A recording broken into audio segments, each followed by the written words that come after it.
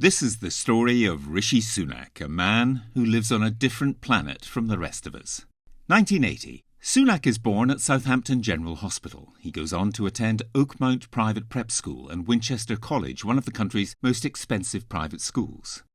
1996. The teenage Sunak is a keen supporter of the Conservative Party. In an article for Winchester College magazine, the 16-year-old Sunak bitterly opposes the Labour Party's proposal to introduce a national minimum wage of £3.60 an hour. He campaigns for the Tories at the next election. 1998. Sunak leaves Winchester for Oxford. There he becomes president of the university's Investment Society. The 19-year-old Sunak and his Oxford friends spend their student days organising role-playing games where they pretend to be bankers. The young Sunak tells a reporter, "It's exciting with the buzz of the real situation, especially when the bankers compute which team has made the most money." 2001. He appears in a BBC documentary in which he discusses the social calibre of his friends. I have friends who are aristocrats, I have friends who are upper class, I have friends who are, working class, but I'm not working class.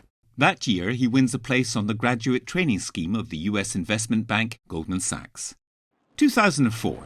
Sunak moves to California. There he meets Akshata Murthy, the daughter of the Indian billionaire businessman Narayana Murthy, founder of the IT giant Infosys. Akshata Murthy's 1% stake in her father's company is worth more than $100 million.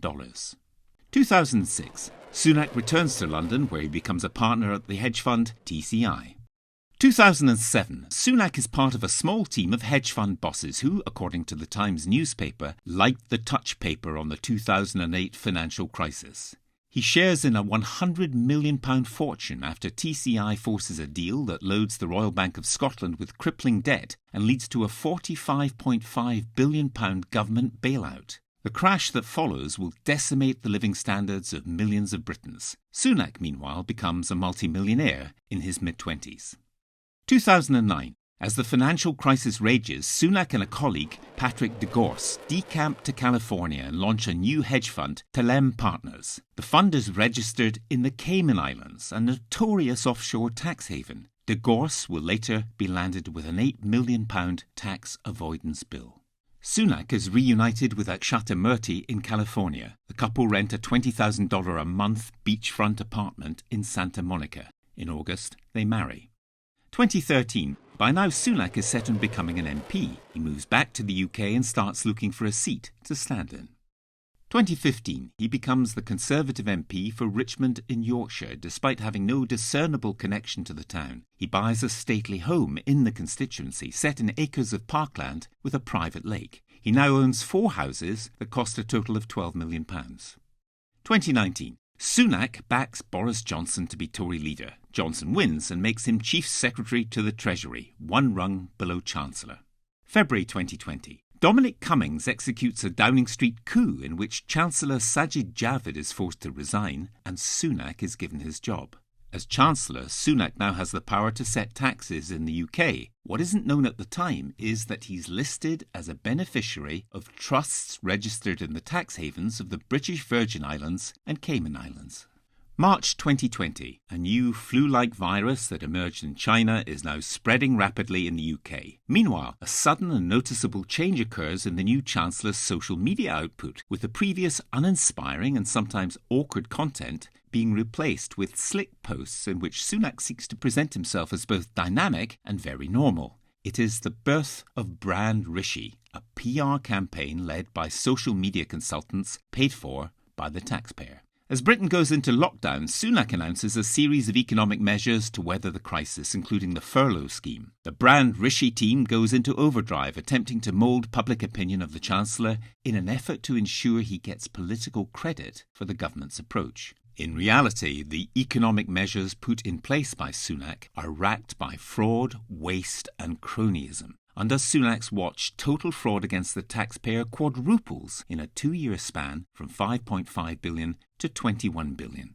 As Chancellor, Sunak also has ultimate responsibility for the purchase of personal protective equipment for doctors and nurses on the COVID front line. It soon emerges that the government set up a VIP lane that channeled billions of pounds of PPE contracts to friends and associates of the Conservative Party, often in exchange for unusable equipment. One of those is Tory peer Baroness Michelle Mone, who's given a £200 million contract for largely unusable PPE. She buys herself a yacht.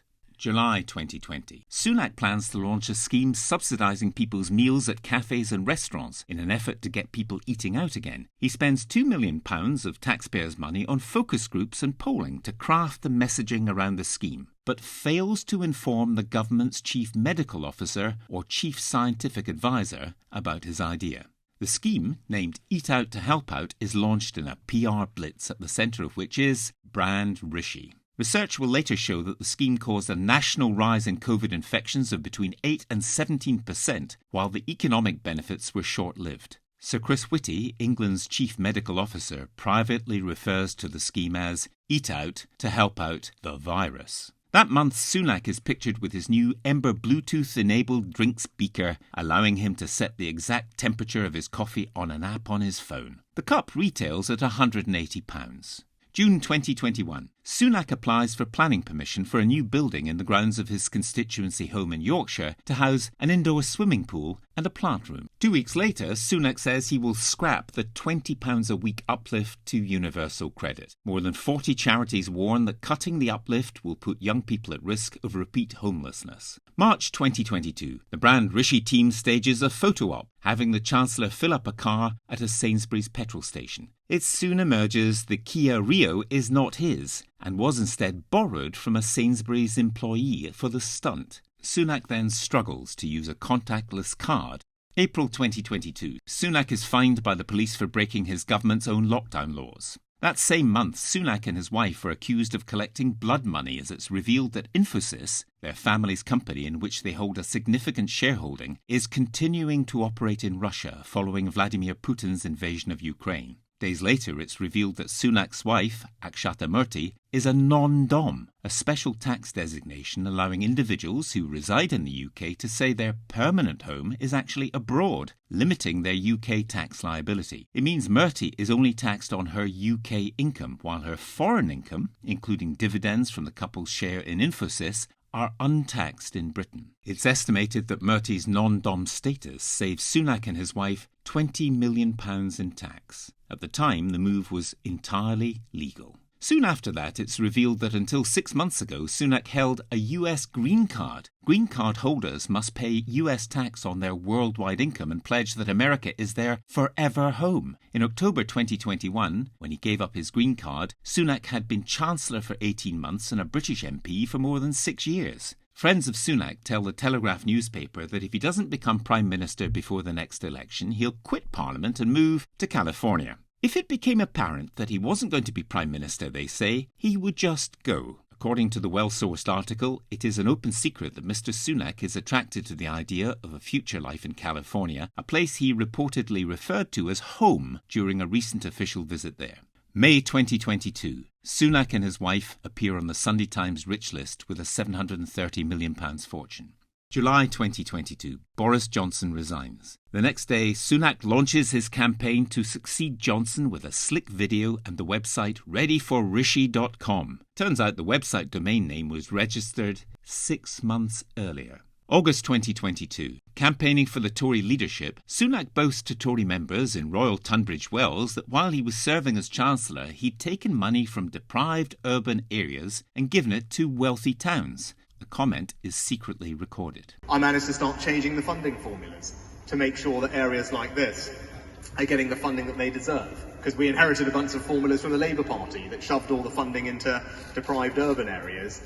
Then that needed to be undone. September 2022. Sunak loses the leadership election to Liz Truss. October 2022. Truss lasts just 49 days as Prime Minister before she resigns, outlasted by a lettuce. Tory MPs fix the subsequent vote to select her replacement, making Sunak Prime Minister. Neither Conservative Party members nor the wider public are given a chance to express an opinion on who should lead the country. By now, Sunak's new private heated swimming pool is under construction. It will use so much energy that the local electricity network will have to be upgraded to meet its power demands. Meanwhile, many council-run baths, including in his local area, have been forced to reduce their opening hours owing to increased energy costs.